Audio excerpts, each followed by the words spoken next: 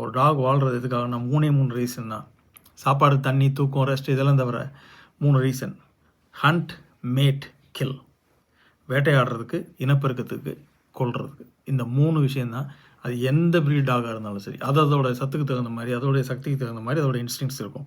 அது டொமஸ்டிகேட் ஆகி வந்தாலும் சில நேச்சர், அதோட அடிப்படை நேச்சர் அதுக்கிட்ட இருக்கும். ஒரு கோல்டன் ரெட்ரீவர்னாலே குழந்தைய ஒன்றும் பண்ணாது, அப்படி இல்லை. அது நீங்கள் அண்டர் சோஷியலிஸ்ட்டாக வச்சுருந்து அதுக்கு சரியான எக்ஸ்போஷர் எதுவுமே இல்லாமல் அந்த டாகை ஒரு மாதிரி ரொம்ப ஒரு கஷ்டமான சூழ்நிலைக்கு தள்ளி அதை பயமுறுத்தி வச்சுருந்தீங்கன்னா அந்த டாக் கட்டாயமாக யாரை வேணாலும் அட்டாக் பண்ணலாம் டிஃபென்ஸுக்காக. So any dog can bite, இதுதான் உண்மை. ஆனால் பொதுவாக ஒவ்வொரு ப்ரீடுக்குன்னு இருக்கிற காமன் நேச்சர் அது இருக்கும்.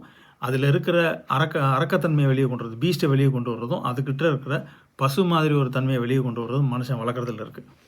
அதை நல்லா புரிஞ்சுக்கோங்க. அதனால் டாக் அக்ரெசிவ்னு முத்திரை குத்துறதை விட்டுட்டு நம்ம அந்த டாக் அக்ரெசிவ் ஆகிறதுக்கு எந்த அளவுக்கு நம்ம ரெஸ்பான்சிபிளாக இருந்திருக்கோம், அப்படி என்னென்ன தப்பு பண்ணியிருக்கோன்றதை தான் ஹியூமன்ஸ் யோசிக்கணும்.